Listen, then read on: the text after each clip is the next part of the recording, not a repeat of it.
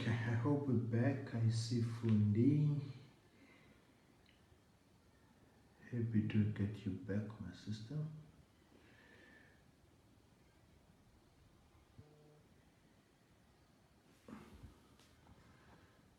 I see More.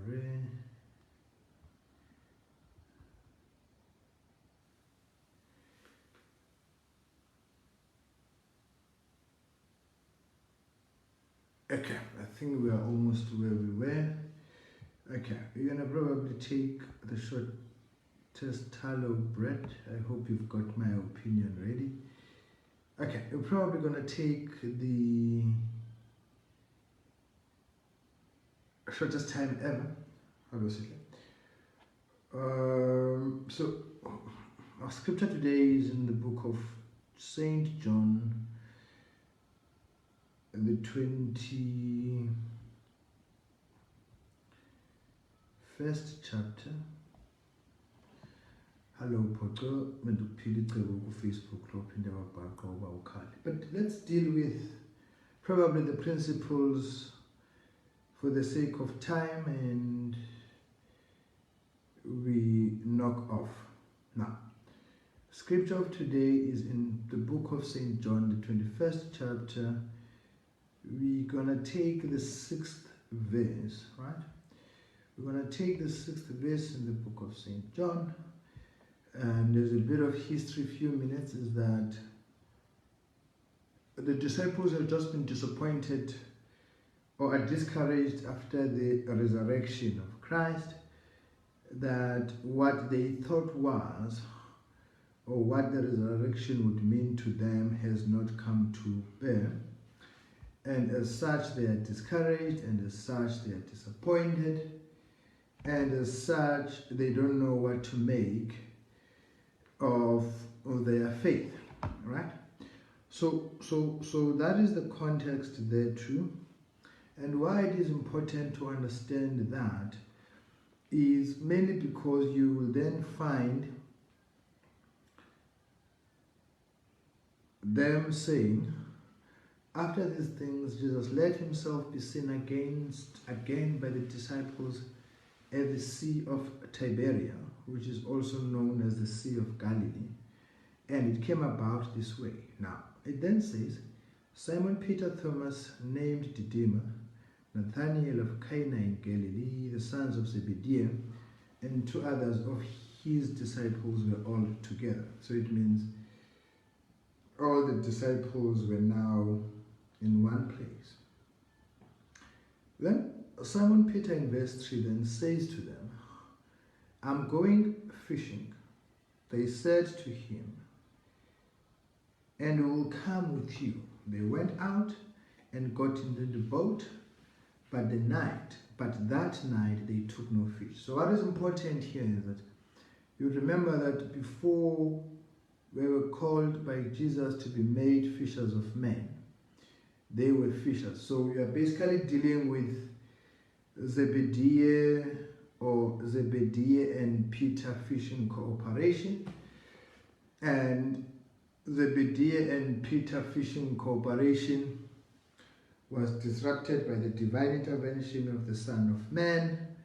And when all else has now failed, when all that they had expected to be produced by the Son of Man was no longer there, when their expectations were not met, what then happened was that they went to resort back to what they knew. So the reason why Christians don't pray, or they don't have a fervent prayer, what James calls a fervent prayer, it is because of disappointment, it is because of discouragement, it is because of the absence of results.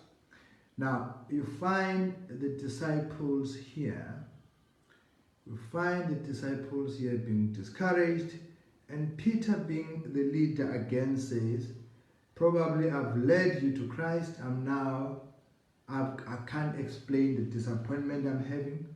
So what we must do, we must go back to what we know. So the important thing to understand and to appreciate is that when prayer fails you, and I'm using this word deliberately, When prayer fails you, you are very quick to resort into your own efforts.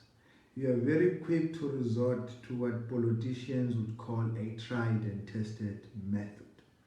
What I want to teach you today is that nobody knows God's ways, but what He wants and what He expects from you is the capacity or the ability to have the correct perspective. Now, you can't have a correct perspective over something if you don't know what to perceive. The importance of that is that with incorrect information, if you apply an incorrect test into a set of circumstances, your conclusion will be wrong.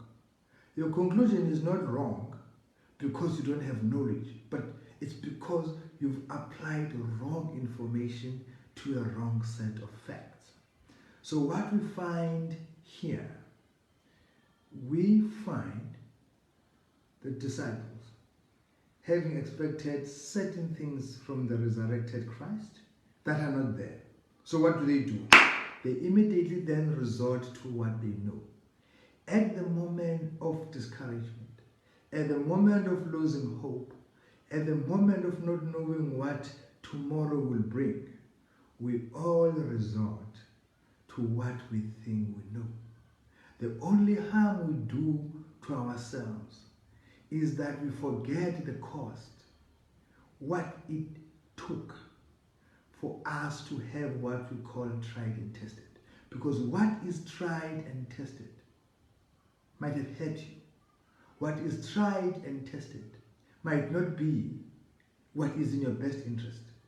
What is tried and tested might be actually an embodiment of what you don't want to remember. So, what you then find here, you find the disciples who have been with Christ, who have had the message of Christ resonating with them, but when what they have hoped for, when what they have expected does not come to bear, what then happens, you become discouraged. Now, what discouragement does, it steals your confidence. What discouragement does, it steals your sense of self-worth. What discouragement does, it makes you lose your sense of being.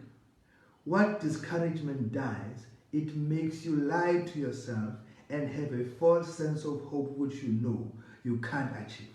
When that discouragement sets in, the only thing you know is what brought you to where you are. The only thing you know that you can resort to is what has kept you breathing up to now. But in the first Sunday service of the year, you may want to say, what perspective do I want for 2020? Because most of the time we interpret success based on how hard we've worked.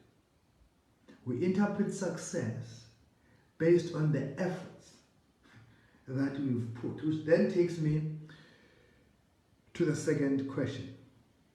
What is a blessing? I would have loved to do lots of scriptures, but I would not. The word blessing comes from a Hebrew word, barak. What does barak mean? Now, it's a bit of a disjointer, but if you walk with me for 2 minutes, you will then appreciate why blessing is a favor. The word barak means to kneel at the joints. So, it is to kneel where the two bones meet. So a blessing in the original Hebrew, it meant to kneel. So it meant to go down to something. It meant to humble yourself. Now, once you appreciate to kneel, you will then have a bit of a confusion to say, if a blessing in the original Greek meant to kneel, How do we then in the book of Psalm 67 says, bless the Lord? Because you kneel to the Lord.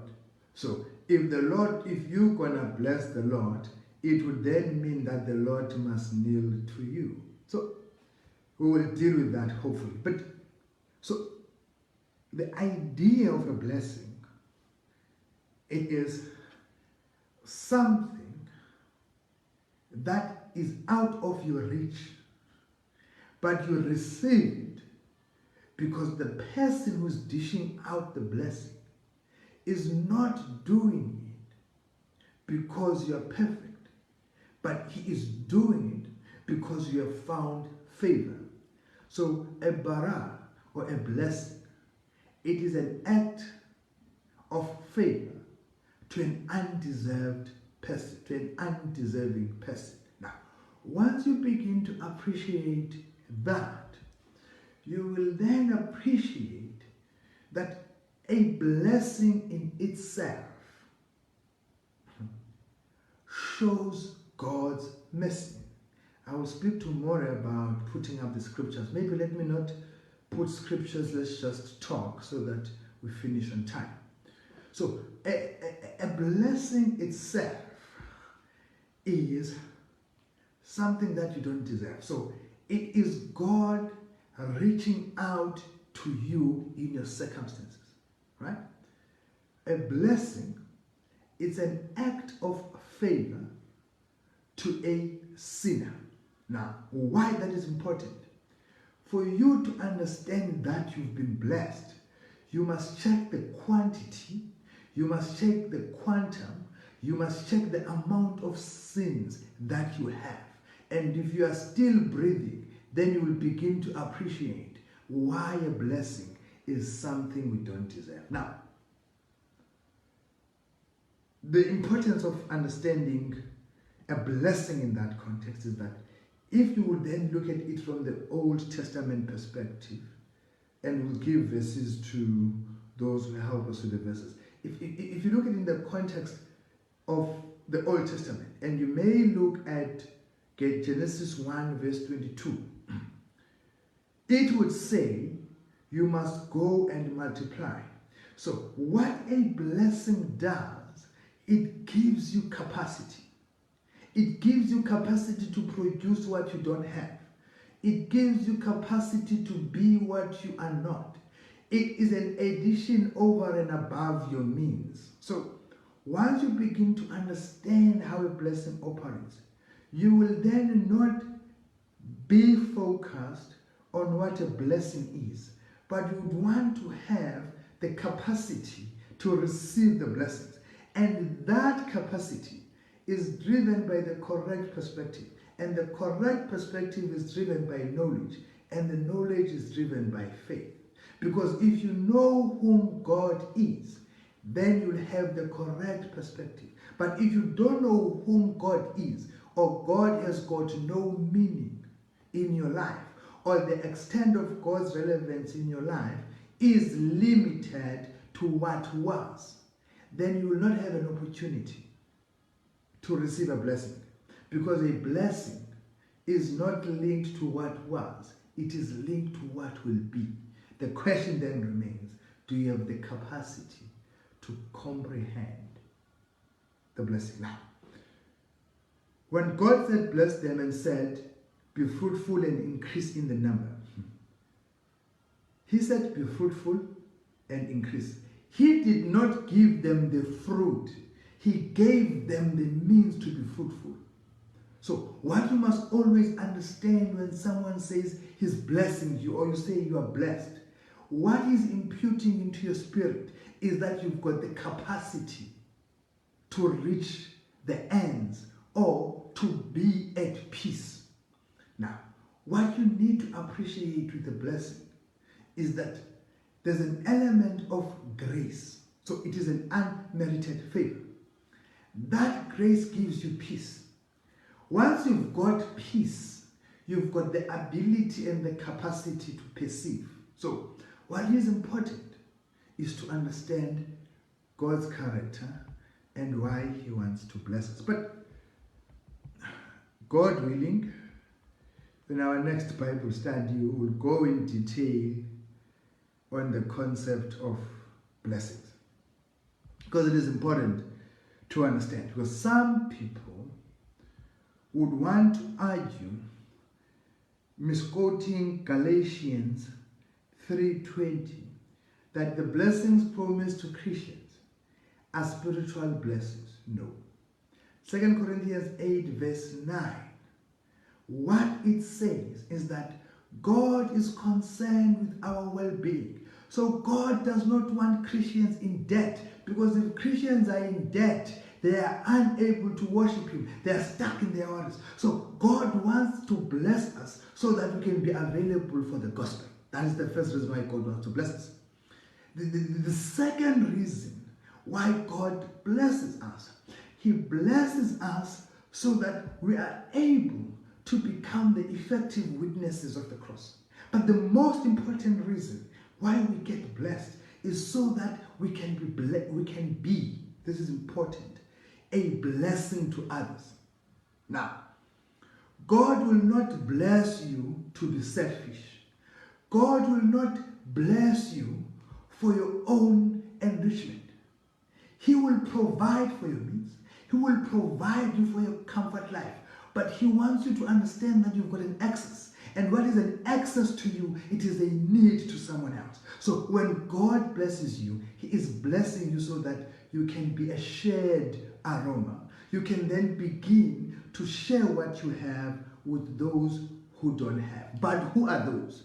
Those are those who are in the body of Christ. So you don't get blessed for having an NPO, but you get blessed for those who are in Christ. Now, I'm getting sidetracked, and I've promised myself I would not. But those are some of the few principles that we may need to appreciate when we talk about a blessing. So when someone says to you, I'm blessed, or be blessed, you must then appreciate that all he is doing, he is imputing on you capacity to receive beyond your daily hustle. He is imputing on you capacity to understand God's glory. So what you must always be cautious of is that the capacity to be blessed is linked to your perspective or to the quality of your faith. So keep this in mind. When God said be fruitful, it is not limited to anything. In everything that you touch, that becomes what you must receive. The question is, do you possess enough knowledge to perceive that as a blessing? So we will deal with the concept of a blessing.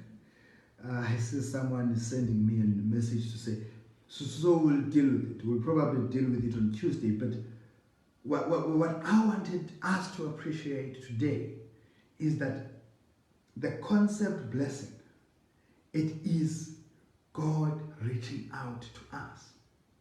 It is God putting us on His lap and putting us on His knees saying, relax, I've got you covered.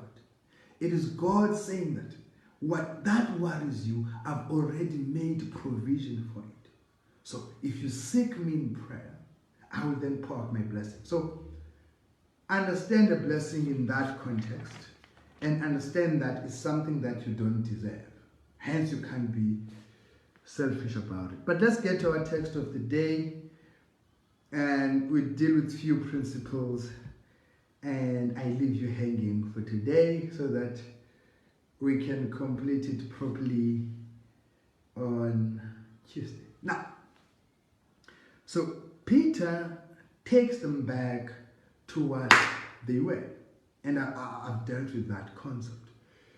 And I'm about to leave you hanging. Now, Peter, now in verse 4, now very early in the morning, Jesus was there by the edge of the sea, though the disciples were not conscious that it was Jesus. Now, what I want to tell you is that blessings works better in contradictions. Blessings works better in contradictions. When everything in your life seems messed up, that is the first sign to know that something big is about to happen in your life. That's why you must always hold on your capacity to receive and hold on your perspective. Because once you lose your capacity, once the storms begins to rage around you and you lose the correct perspective of faith, you will then begin to lose what is happening around you. Now, verse 4 then says, now very early in the morning, Jesus was by the edge of the sea. Now, it therefore means, if you read the above verses, right, you will then discover that Peter was busy cleaning up his boat. What does that signify? It signifies that he was giving up. So when you are engulfed in darkness and contradictions and confusion in everything that does not make sense, anything that wants to take the perspective, because perspective is your light, so your faith is your light. Anything that wants to disrupt that, you must know that you are not far off from your blessing. But what will always happen, you'll always need to be derailed a bit. Now,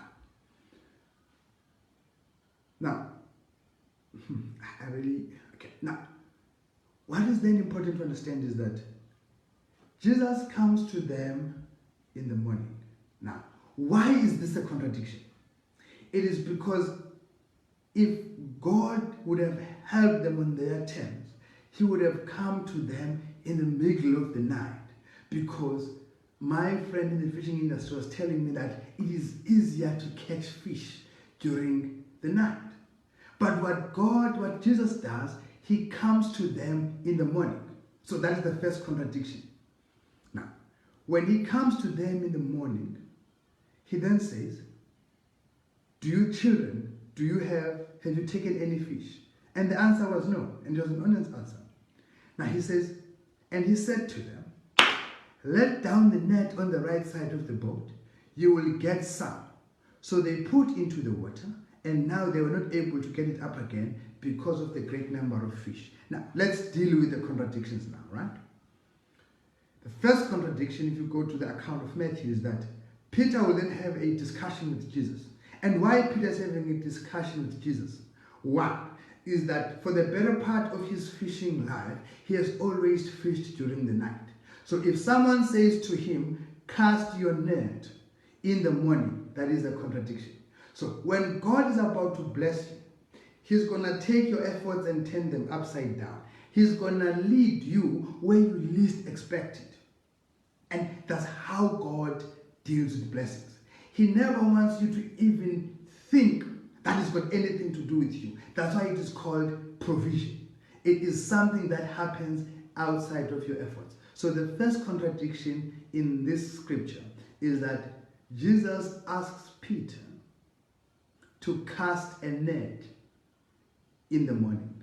Now, imagine someone probably has been in the fishing industry for his entire life. You find a Jesus whom you know that the best that he has done was to become a carpenter. He's coming to tell you about a trade that you know. He's coming to tell you about a trade that you have mastered. He's probably telling you about a trade that you know its ins and outs and its ups and downs. But he's coming to contradict that which you know. Do we have the capacity and the ability to allow God to contradict what we think we know so that we can receive his blessing? Because if we still hold on to our efforts, it therefore means we'll never be able to comprehend the change or the effortless nature that God wants us to live, because we are holding on to our tried and tested methods. So the conversation with Peter was that it was contradicting what he knew. It was contradicting what he held on to dear. It was contradicting what has made him Peter.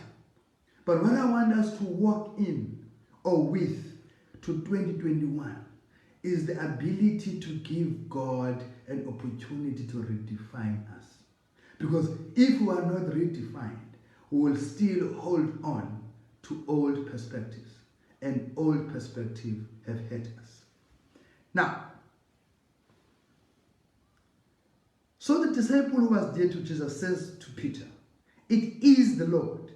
Hearing that it was the Lord, put his coat around him because he was not clothed and went into the sea. Now, I want to probably close off by saying to you, it's one thing to go to church to hear the word of God, but it's one thing to accept the word of God. Those are two different things. To hear and to accept are two different things. You must never have an ear for the word of God, but you must accept the word of God as is, and that's faith. Faith is less about questioning, but is more about accepting what is being said. So what you find in the lesson you must learn here is that although everything that Christ said to them was a contradiction to what they knew, but Peter was prepared to obey. Make no mistake, Peter had questions, right? Peter had discomforts about following the instructions.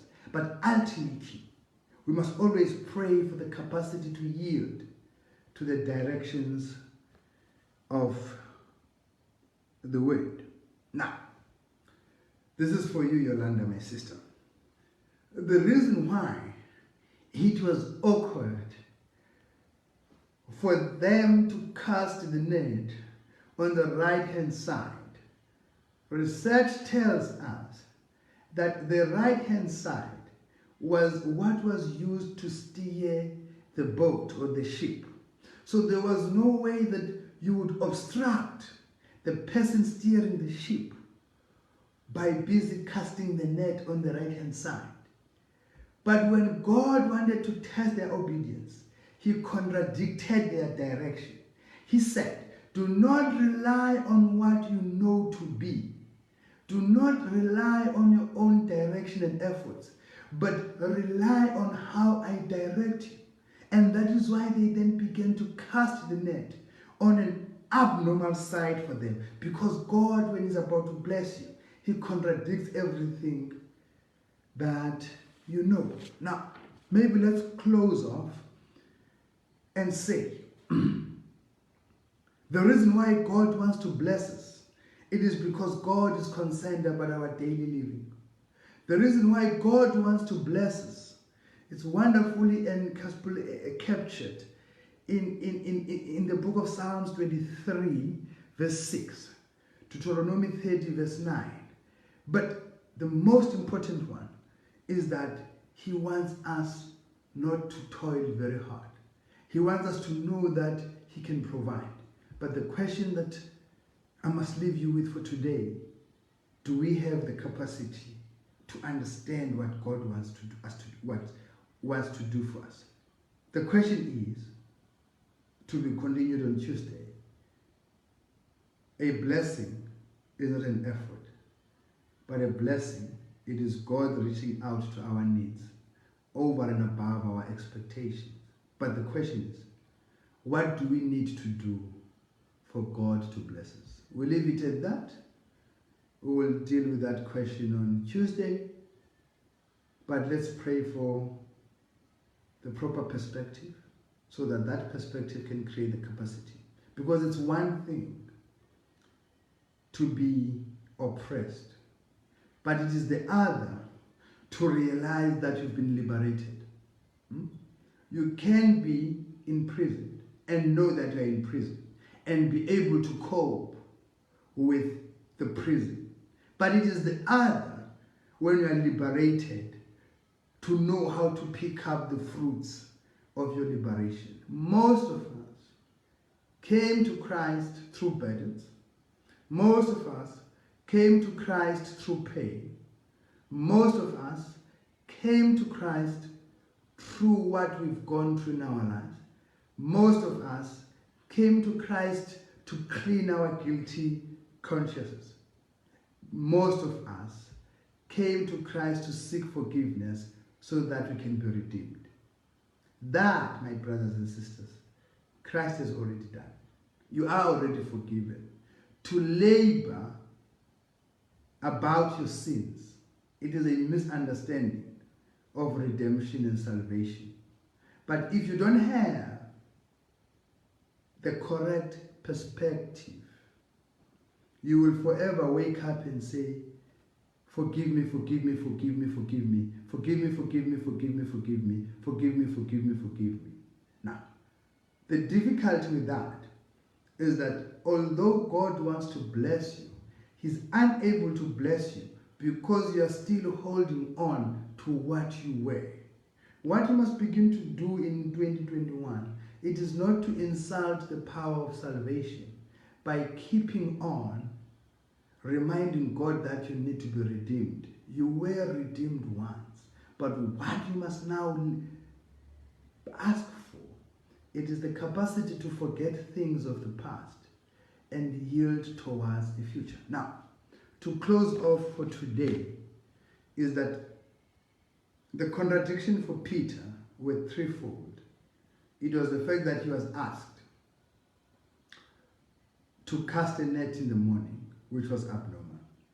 The second one was that the person who was asking him to cast the net in the morning knew nothing about fishing. The third one was that the very person who was asking him probably did not even understand how to clean a boat other than to preach on the boat. So everything that Peter was directed to do was a contradiction. But God wants to contradict you. He wants to contradict your plans. He wants you to be insufficient. He wants you to exhaust your efforts so that when you become exhausted, you can then have the capacity to realize that you could not have done it to your own strength.